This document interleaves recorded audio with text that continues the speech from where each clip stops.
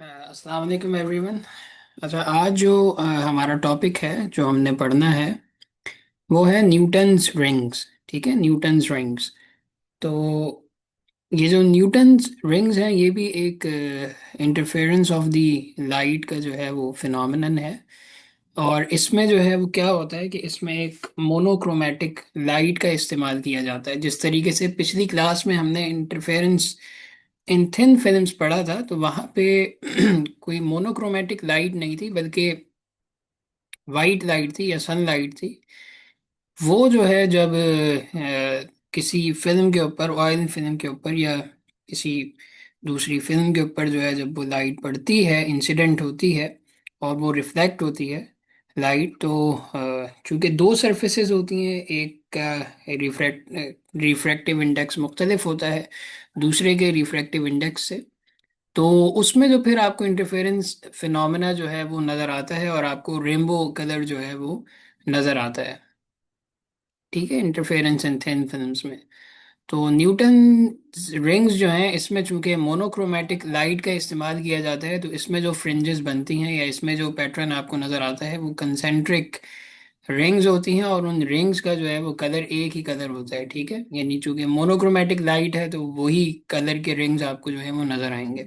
Dark fringes होंगे और bright fringes होंगी।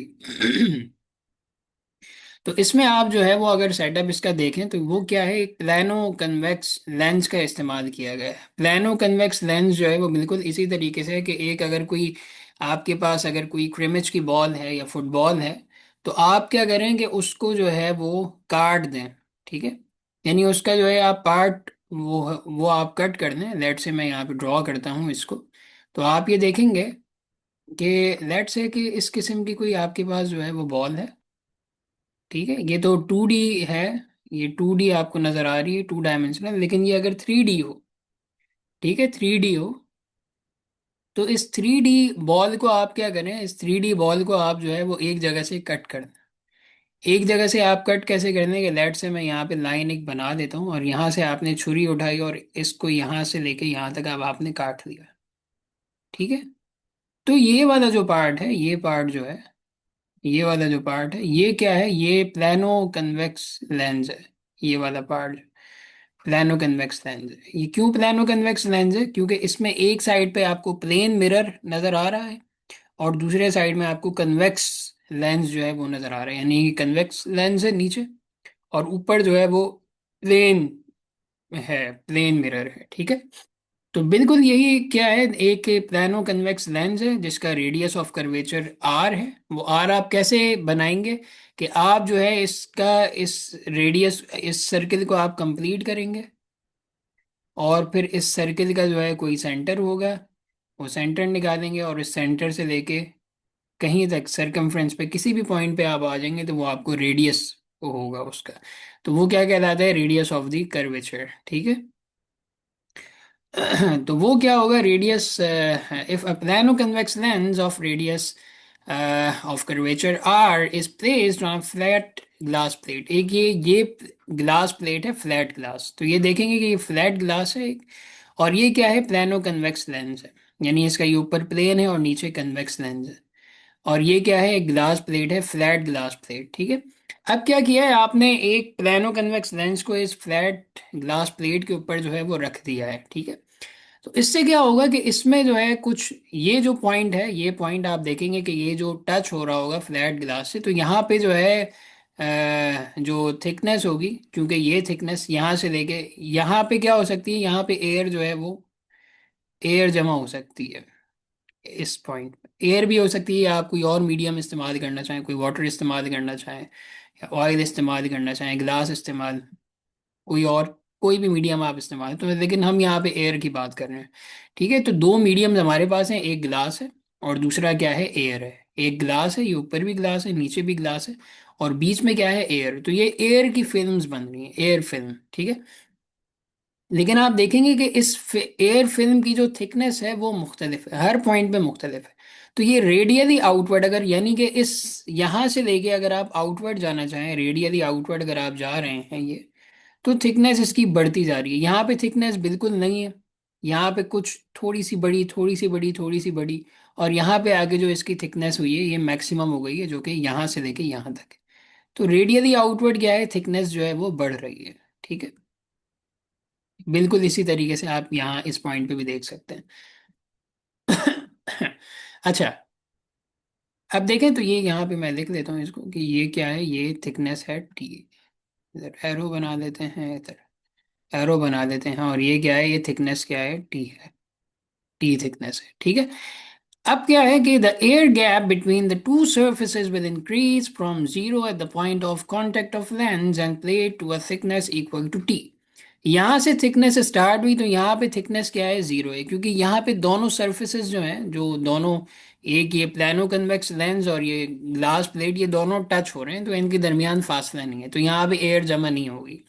ठीक है, तो यहाँ पे एयर फिल्म की थिकनेस क्या है, जीरो है। लेकिन जैसे ही इससे रेडियली आप आउटवर्ड जाएंगे बाहर की तरफ, तो अब आप देखेंगे कि थिकनेस जो है वो बढ़ती रहेगी, और बिल्कुल एंड पे यहाँ पे जो थिकनेस है वो क्या है, टी है, जो मैंने यहाँ पे ड्रॉ किया हुआ है, टी है।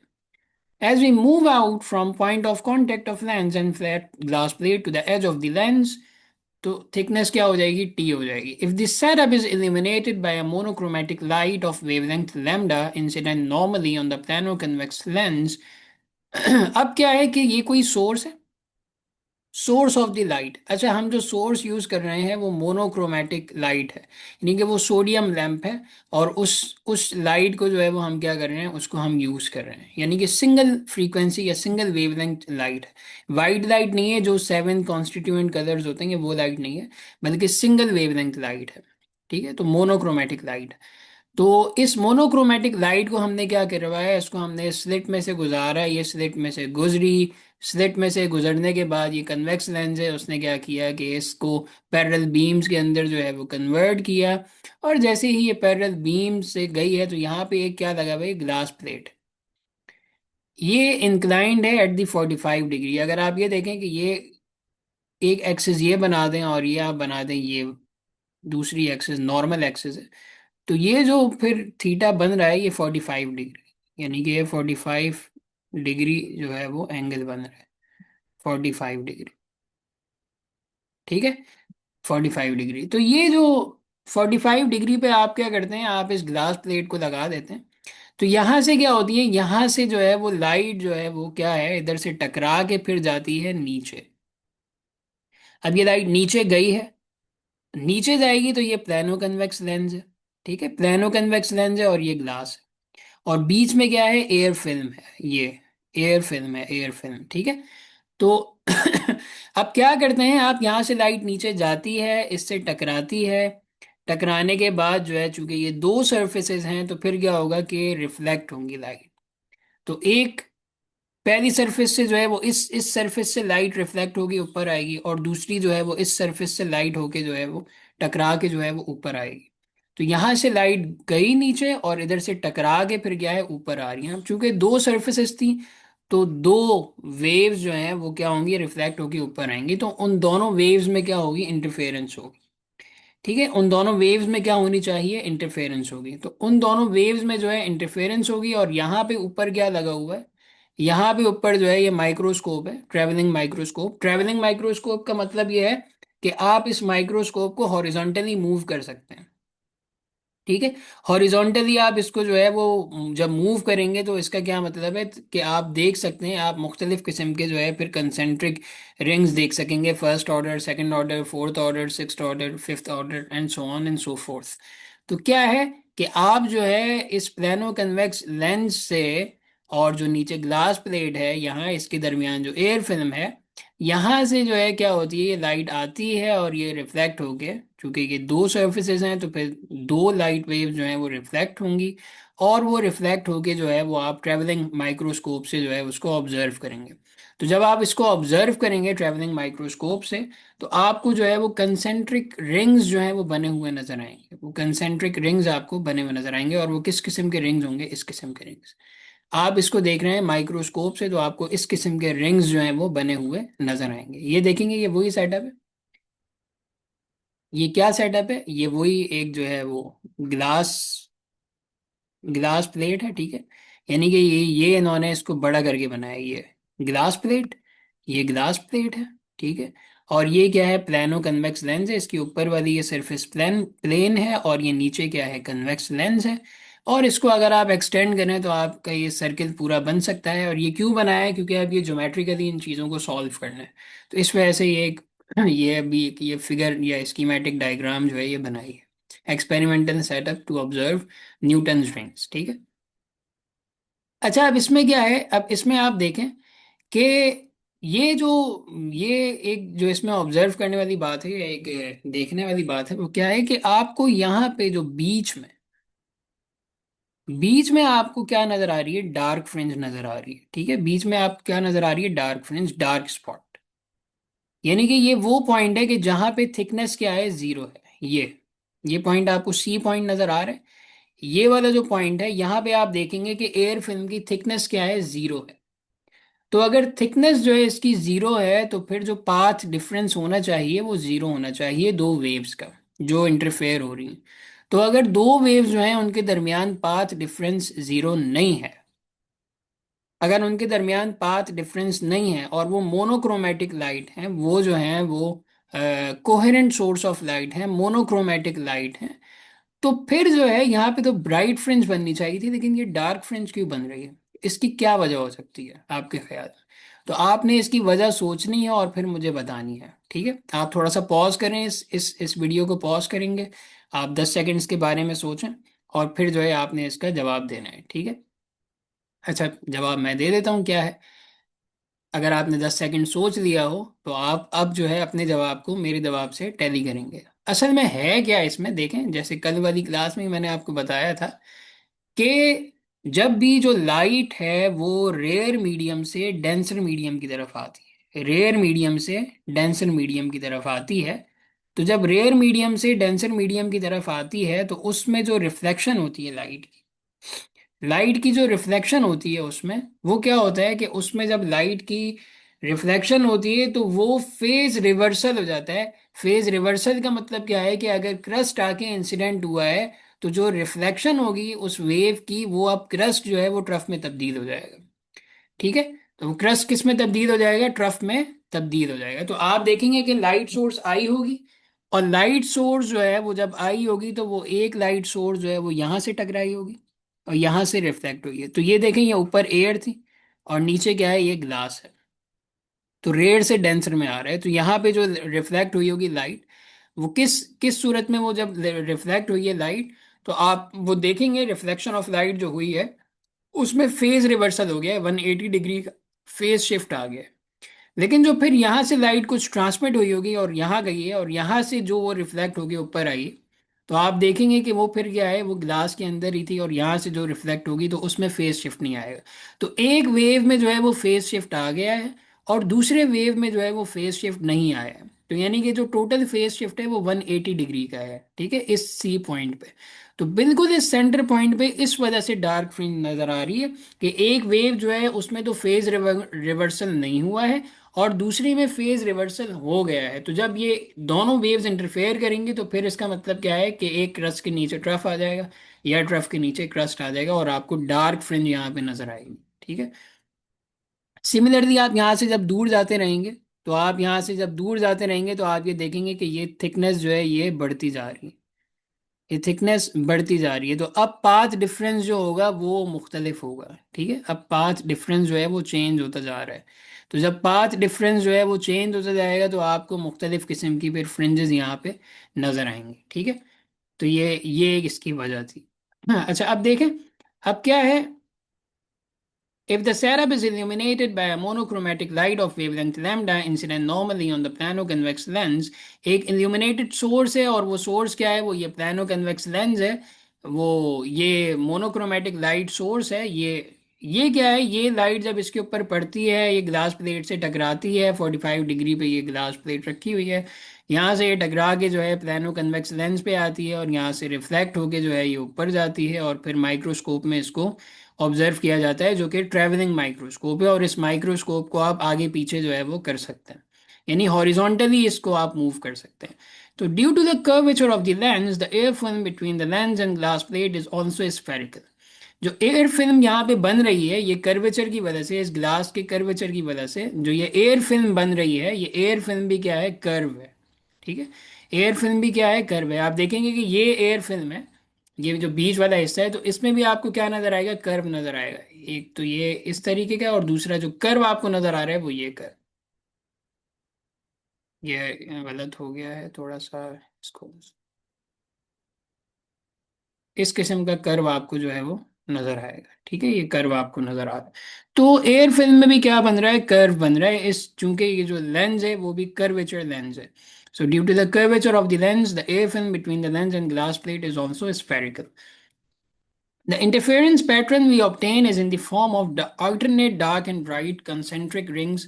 और जो हमें इंटरफेरेंस पैटर्न मिलेगा वो क्या मिलेगा, वो डार्क और ब्राइट कंसेंट्रिक रिंग्स जो हैं, इस फॉर्म में हमें इंटरफेरेंस पैटर्न मिल रहा है। ठीक है, the centre of the ring is the point where the, ये जो ये अब ये बात आपको बता रहा है कि ये वो पॉइंट है, सेंटर ऑफ द पॉइंट जहाँ पे थिकनेस जीरो है, और यहाँ पे आपको डार्क फ्रिंज नजर आ रही है, और इसकी वजह मैंने आपको बता भी दी है। ठीक है, और आपने मेरे ख्याल खुद भी जो है वो सोच लिया होगा। सो थॉमस यंग जो है उन्होंने इस चीज़ को क्या फिगर आउट किया कि ये बीच में डार्क फ्रिंज जो है वो क्यों नजर आ रही है। वो इस वजह से नजर आ रही है, the interference pattern is dark spot due to the zero path difference and the phase reversal. एक तो पाथ डिफरेंस जो है वो जीरो है, ठीक है, जो पाथ डिफरेंस है वो जीरो है, एक तो ये वजह है। और दूसरी क्या है कि वे जो फेज है वो reversal phase reversal of 180 degree between the rays reflected from the upper and lower surfaces. जो दो सरफेसेज हैं जहाँ से रिफ्लेक्शन हो रही है, तो एक जो है वो सरफेस वो है कि जो जहाँ पे रेयर से डेंसर में आ रहे हैं, और एक सरफेस वो है कि जहाँ पे डेंसर से रेयर में जा रहे हैं। ठीक है, तो वो जब दो सरफेसेस से लाइट टकराएगी, तो लाइट वेव जब टकराएगी तो एक सरफेस से क्या होगा, वहाँ फेज शिफ्ट हो जाएगा। और वो कौन सी सरफेस होगी, कि वो सरफेस कि जहाँ पे आप रेयर से डेंसर मीडियम की तरफ आए। ठीक है, तो वहाँ पे फेज रिवर्सल ऑफ 180 डिग्री हो जाएगा। इस वजह से बीच में जो है यहाँ पे आपको डार्क फ्रिंज नजर आ रही है। अब एक ज्योमेट्रिकल थ्योरम भी होता है, और वो थ्योरम क्या है, ये कुछ ज्योमेट्री है, और इस ज्योमेट्री से जो है उन्होंने क्या निकाला है, ये अब इसके डार्क और ब्राइट फ्रिंजेस जो हैं उसको क्वांटिफाई करेंगे। वो कैसे करेंगे, मैथमेटिकली इसको कैसे सॉल्व करेंगे, by using the geometrical theorem. अब ज्योमेट्रिकल थ्योरम क्या है कि लेट से ये कोई सर्किल है। अब इस सर्किल में आपको दो कॉर्ड्स नजर आ रहे हैं, एक कॉर्ड है ये वाला कॉर्ड, एक कॉर्ड है ये, और ये कॉर्ड जो है वो इस पॉइंट पे जो कि बी पॉइंट है, इस बी पॉइंट पे ये इंटरसेक्ट कर रहा है। ठीक है। तो अब है क्या कि ये जो दो इंटरसेप्टर हैं, एक ये इंटरसेप्ट है, एक ये इंटरसेप्ट है, और यहाँ पे ये इनकी इंटरसेक्शन हो रही है इस बी पॉइंट पे।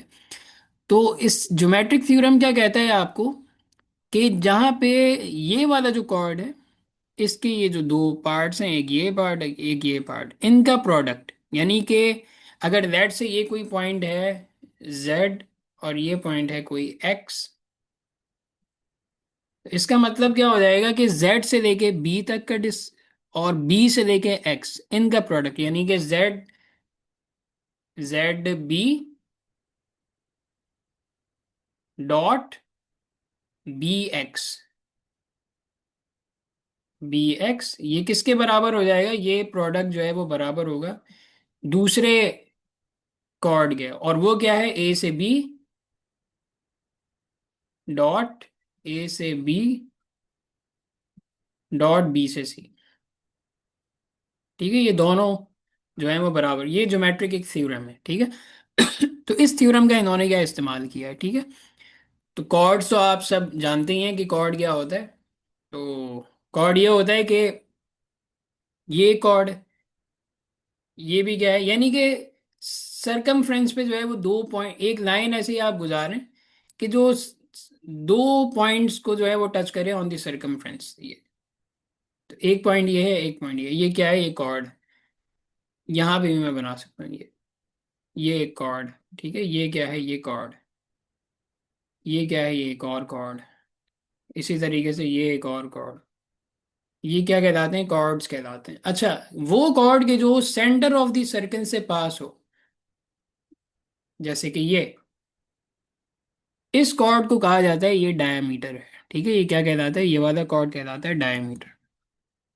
तो ए और सी जो है ये भी क्या है, ये डायमीटर है, क्योंकि ये सेंटर से क्रॉस हो रहा है। तो एक कॉर्ड ये है, एक कॉर्ड ये है, इस पॉइंट पे ये इंटरसेक्ट कर रहे हैं, तो एक इंटरसेप्टर ये है, एक इंटरसेप्ट ये, एक इंटरसेप्ट ये। ठीक है। तो इन दोनों का जो प्रोडक्ट होगा, इस इंटरसेप्ट का और इस इंटरसेप्ट का, वो बराबर होगा इस इंटरसेप्ट और इस इंटरसेप्ट का। ठीक है। तो ये क्या आ गया, क्योंकि ये इंटरसेप्ट जो है वो आर है, तो ये भी इंटरसेप्ट क्या है, आर है। तो R into R, R square, वो बराबर है किसके, ए से बी, ए से बी मल्टीप्लाई बाय बी से सी। तो R square is equals to A into B cross B into C. ठीक है। अब ये क्या है, ये जो है आप देखेंगे कि यहाँ पे ये ओ ए नहीं है, बल्कि ये ए बी है। ठीक है, ये मैं आपको बता दूं थोड़ा सा, कि देखिए यहां से अगर आप आ जाएं ए से बी, ए से बी, ठीक है, तो ए से बी में आप देखेंगे कि ए से बी में अगर एक ये रेडियस है, ओ से लेके किसी भी सरकमफ्रेंस तक का डिस्टेंस जो है, अगर ये कैपिटल आर है, यानी कि ये रेडियस है, तो ये भी रेडियस है और ये भी रेडियस है। तो ए से लेके सी तक के अंदर फिर दो रेडियस आ रहे हैं। ठीक है, ये डायमीटर है, तो डायमीटर के अंदर क्या होते हैं, दो रेडियस होते हैं, क्योंकि आप जानते ही हैं कि डायमीटर क्या है, diameter is equals to 2r, या r क्या हो जाता है, d/2। ठीक है। सो डायमीटर क्या है, 2r है। सो ए से बी आप देखना चाहते हैं, आप ये नहीं देखना चाहते कि ये क्या है, बी से सी, आप डिस्टेंस देखना चाहते हैं ए से बी। सो ए से बी आप लिख सकते हैं कि 2r, यानी यहां से लेके यहां तक का ये 2r है। 2r में से आप माइनस कर दें इस थिकनेस को, इस थिकनेस को अगर आप माइनस कर दें, यानी कि एक ये डिस्टेंस है, एक जो है वो ये डिस्टेंस है, और एक जो है वो नीचे वाला डिस्टेंस। ठीक है, एक ये नीचे वाला डिस्टेंस। तो आप क्या करेंगे, अगर आप फाइंड करना चाहते हैं कि ये वाला डिस्टेंस क्या है, यानी कि ये वाला डिस्टेंस क्या है, तो आप इस बड़े वाले में से इस छोटे वाले को माइनस कर देंगे, तो आपके पास ये डिस्टेंस आ जाएगा। सो ए से बी तक के डिस्टेंस पर क्या हो गया, ए से बी तक क्या हो जाएगा, ए से B is equals to 2r, जो कि ये पूरा डायमीटर है, 2r माइनस आप इसमें से कर देंगे थिकनेस को, तो आपका ये ए बी आ जाएगा। ठीक है। अब आप इसने इसने इसको मल्टीप्लाई किससे कर दिया, बी सी, बी इंटू सी क्या है, अगेन थिकनेस है, सो बी सी क्या हो गया, थिकनेस हो गया। So 2r minus T multiply by T, so 2r into T, 2r T minus T into T, T square. So R square is equal to 2r t minus T square. अब क्या है कि अब ये आपसे ये कह रहा है कि ये जो थिकनेस है, ये जो थिकनेस है, ये थिकनेस जो है ये बहुत छोटी है as compare to the R. ये जो आर की निस्बत, आर जो है, ये जो रेडियस है ऑफ द कर्वेचर, इस आर की निस्बत जो टी थिकनेस है, ये क्या है, ये बहुत छोटी है। तो हम क्या करेंगे, हम निग्लेक्ट कर देंगे इस टी स्क्वायर को। ठीक है, तो जब आप टी स्क्वायर को निग्लेक्ट कर देंगे, तो टी स्क्वायर को निग्लेक्ट कर देंगे, so R square is equals to 2r t। R क्या हो जाएगा, 2r t अंडर रूट, ये स्क्वायर और अंडर रूट आ जाएगा। ठीक है, यहाँ दोनों साइड अंडर रूट लगा दें, इधर भी अंडर रूट लगा दें, तो स्क्वायर से अंडर रूट कैंसिल, और आर क्या आ गया, 2r t अंडर रूट। अब ब्राइट फ्रिंज के लिए क्या होनी चाहिए इन थिन फिल्म्स। ब्राइट फ्रिंज के लिए कल भी मैंने आपको बताया था कि जो पाथ डिफरेंस होना चाहिए वो हाफ ऑफ द लैम्डा होना चाहिए। क्यों हाफ ऑफ द लैम्डा हो रहा है, क्योंकि ऑलरेडी जो है वो फेज रिवर्सल हो चुका है, एक वेव जो है जो कि रिफ्लेक्ट हुई है उसमें फेज रिवर्सल ऑलरेडी हो चुका है, 180 डिग्री का फेज डिफरेंस ऑलरेडी आ चुका है। तो अब कंस्ट्रक्टिव इंटरफेरेंस के लिए आपको हाफ ऑफ द वेवलेंथ मजीद कवर करने की ज़रूरत है। तो जब आप उसमें half of the wavelength add कर देंगे उस पाथ डिफरेंस में, तो आपका जो है वो क्या हो जाएगा, constructive interference. So bright fringe के लिए क्या है, इन थिन फिल्म जो कंडीशन है वो क्या है कि 2t जो कि थिकनेस है, 2t ये जो पाथ डिफरेंस है, ठीक है, ये क्या है, पाथ डिफरेंस, क्योंकि लाइट यहाँ से नीचे आएगी और फिर वापस ऊपर जाएगी। ठीक है, तो ये थिकनेस होगी 2nt। तो इसको किसके बराबर होना चाहिए, हाफ ऑफ द वेवलेंथ, यानी कि half integer of the wavelength. तो अगर आपका जो है वो एयर के लिए एन क्या है, 1 है, जो रिफ्रैक्टिव इंडेक्स है वो 1 है, तो आपका जो है वो टी क्या हो जाएगा, फिर ये यहाँ पे जो एन है ये क्या था, ये कोई इंटीजर नहीं है, बल्कि यहाँ पे जो एन है वो रिफ्रैक्टिव इंडेक्स है। ठीक है। सो एयर के लिए जो एन होता है रिफ्रैक्टिव इंडेक्स वो क्या है, वो 1 है, तो इस वजह से ये 2t हो जाएगा। So 2t is equals to M plus 1/2 lambda. और अगर आप पहली ब्राइट फ्रिंज की बात करें या पहले ब्राइट रिंग की बात करें, तो पहला ब्राइट रिंग कौन सा है, ये वाला, इस डार्क के बाद ये। तो इसके लिए क्या है, ये फर्स्ट ऑर्डर है चूंकि, तो ये इसके लिए एम क्या हो जाएगा, hence for the first bright ring जो एम क्या हो जाएगा, वो जीरो हो जाएगा। ठीक है। एम जीरो हो जाएगा, तो एम जीरो का मतलब क्या है कि आपका जो फर्स्ट ऑर्डर जो है ब्राइट फ्रिंज आ रही है वो क्या हो जाएगी, half of the wavelength. Half of the wavelength, ये फर्स्ट ऑर्डर जो है आपकी bright fringe. For the second, second में आप क्या लगा देंगे, एम की वैल्यू 1 लगा देंगे, तो ये 3/2 हो जाएगा। सो 2t2 जो सेकंड ऑर्डर आपकी है ब्राइट फ्रिंज, वो क्या है, 3/2 लैम्डा। इसी तरीके से जो थर्ड ऑर्डर आपकी ब्राइट फ्रिंज होगी वो क्या हो जाएगी, 5/2 लैम्डा। और अगर आप एन के लिए बात करें, nth ब्राइट रिंग के लिए, तो वहां पे एन क्या आ जाएगा, m+1। ठीक है, m+1। ठीक है, तो m+1 जब ये आ जाएगा यहाँ पे, so 2tn is equals to N, m+1 था ये। ठीक है, तो m+1, तो अगर आप इसको n की टर्म्स में लिखें, n की टर्म्स में अगर आप लिखेंगे यहाँ से इसको, तो m क्या हो जाएगा, n-1, n-1 हो जाएगा। इस इधर आपने जब लगाएंगे n-1 m की जगह, n-1, n-1 और +1/2, तो अब -1 में से जो है वो आपने आधा निकाल लेना है, तो आपके पास माइनस आधा रह जाएगा, तो वो -1/2 ही है। तो n-1/2 लैम्डा। तो ये जो वैल्यू है 2tn, ये जब आप सब्सटीट्यूट करेंगे इक्वेशन 13.13 में इधर, ठीक है, जब आप यहाँ पे 2t की वैल्यू इधर सब्सटीट्यूट करेंगे, तो फिर आपका जो है वो आंसर क्या आना चाहिए, r ये सिमिलरली रहेगा, r यहाँ पे सिर्फ बाकी रहेगा, और इस 2t की जगह क्या आ जाएगा, ये आ जाएगा n-1/2 लैम्डा, तो एक लैम्डा आ जाएगा। n-1/2 लैम्डा, एक लैम्डा होगा, दो नहीं होंगे। ठीक है, n-1/2 लैम्डा। तो ये आपकी आ गई ब्राइट फ्रिंज के लिए। अब डिस्ट्रक्टिव इंटरफेरेंस यानी कि डार्क फ्रिंज के लिए या डार्क रिंग के लिए क्या होगा, डार्क रिंग के लिए जो पाथ आपका डिफरेंस होना चाहिए वो integer multiple of the wavelength. तो यानी वहां पे जो है, इसकी जगह जो यहाँ पे m+1/2 लैम्डा लिखा है, यहाँ पे क्या आ जाएगा, m लैम्डा आ जाएगा, और उसको जब आप आगे बढ़ाएंगे इस तरीके से, सो एट द एंड आपके पास ये रिजल्ट आ जाएगा। ठीक है। और ये जो r है, ये क्या है, r is the radius of the mth dark ring. क्या है, एम, आर क्या है, ये जो स्मॉल आर है ये रेडियस है of the mth dark ring. Mth dark ring का मतलब क्या है कि एम जीरो क्या है, एम जीरो का मतलब ये, तो इस डार्क रिंग का रेडियस क्या है, m1 क्या है, ये वाला डार्क रिंग, इसका रेडियस क्या है, m2 क्या है, ये वाला डार्क रिंग, तो इसका जो है वो रेडियस क्या है। ठीक है, तो ये होगा।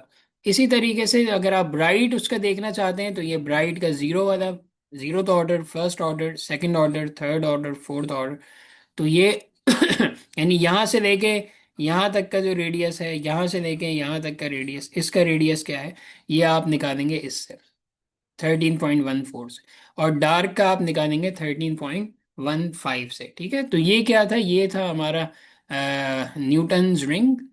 और ये कल के ही जो हमारा लेक्चर था इंटरफेरेंस इन थिन फिल्म्स की, ये उसी की ही आगे कंटिन्यूएशन है। ठीक है, लेकिन कल की क्लास में हमने क्या देखा था, कल की क्लास में जो हमारी सोर्स ऑफ द लाइट थी वो वाइट लाइट थी, सनलाइट। तो इस वजह से आपको जो इंटरफेरेंस पैटर्न नजर आता है उसमें रेनबो कलर्स आपको नजर आते हैं। ठीक है, लेकिन यहाँ पे चूंकि हमने मोनोक्रोमेटिक सोर्स का इस्तेमाल किया है, तो इस वजह से जो आपको जो सर्कल नजर आ रहे हैं, न्यूटन रिंग्स नजर आ रहे हैं, आपको एक ही कलर के नजर आ रहे हैं, ये मुख्तलिफ कलर के नजर नहीं आ रहे हैं। ठीक है। तो ये थी हमारी आज की क्लास में। आपको जो है एक वीडियो जो है वो ज़रूर दिखाना चाहूँगा, और उस वीडियो में आप जो है मज़ीद ये चीज़ देख सकते हैं, और बड़ी अच्छी एक वो वीडियो है, वो मैं आपको दिखाता हूँ। ये एक मिनट, स्क्रीन मुझे शेयर करनी पड़ेगी, वो मैं एक minute.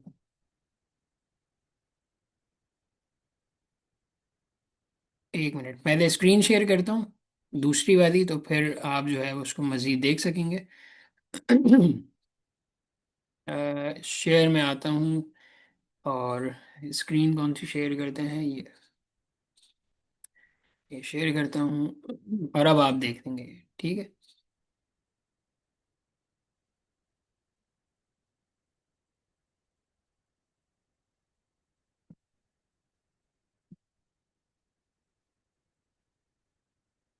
Newton's rings.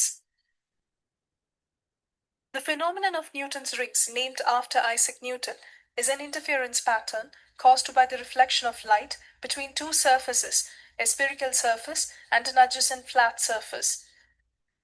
When a parallel beam of monochromatic light is incident, normally on a combination of a planar convex lens and a glass plate, a part of each incident ray is reflected from the lower surface of the lens, and a part, after refraction through the air film between the lens and the plate, is reflected back from the plane surface.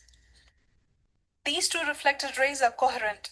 Hence, they will interfere and produce a system of alternate dark and bright rings. Apparatus. Monochromatic light. Wooden mount. This is a rectangular shaped box at the bottom of which we place plain glass material and the lens. Light is directed to the lens through this reflector. Optically flat glass plate. A planar convex lens. Traveling microscope. Procedure. Turn on the sodium lamp. Place a planar convex lens on the plain glass plate with curved surface in contact with the glass plate, and place the system inside a mount placed under a traveling microscope. The reflector on the mount will direct light onto the optical system. Focus the traveling microscope to see the bright and dark circular fringes. Fix a vertical crosswire of the microscope on the 20th bright ring at leftmost end and record the reading on the horizontal scale.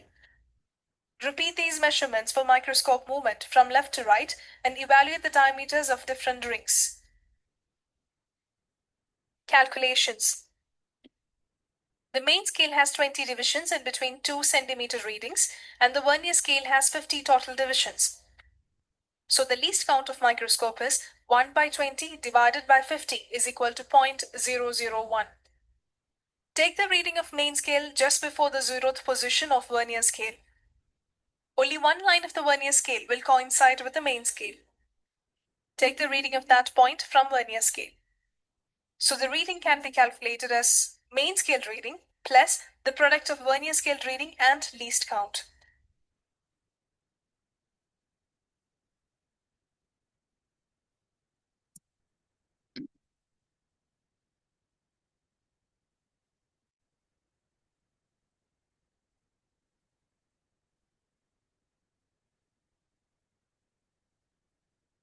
अच्छा, तो ये थी एक ये video आपको दिखानी थी कि जिसमें आपने ये देख लिया कि किस तरीके से जो है ये जो न्यूटन्स रिंग्स हैं वो फॉर्म होते हैं, और उसमें क्या क्या अपैरेटस जो है आप इस्तेमाल करते हैं एक्सपेरिमेंट के लिए। और सेंट्रल स्पॉट पे जो है वो डार्क फ्रिंज क्यों बनती है, ये भी हमने देख लिया क्यों बनती है। और कुछ ज्योमेट्रिकल थ्योरम को हमने इस्तेमाल किया, और वहाँ से हमने क्या निकाल लिया, वहाँ से हमने जो है वो कंडीशंस निकाली for bright ring in thin films. और उसकी इक्वेशन भी हमने जो है वो डिराइव कर दी, और एट द एंड हमारे पास दो इक्वेशंस आ गई। एक 13.14 जो कि ब्राइट रिंग्स के लिए है, और 13.15 जो कि डार्क रिंग्स के लिए है। ठीक है। तो इसमें अगर आपका कोई क्वेश्चन हो तो आप जो है वो मुझसे फिर पूछ सकते हैं। और बस आज के लिए इतना ही है। तो हम अपनी क्लास को जो है वो एंड करते हैं।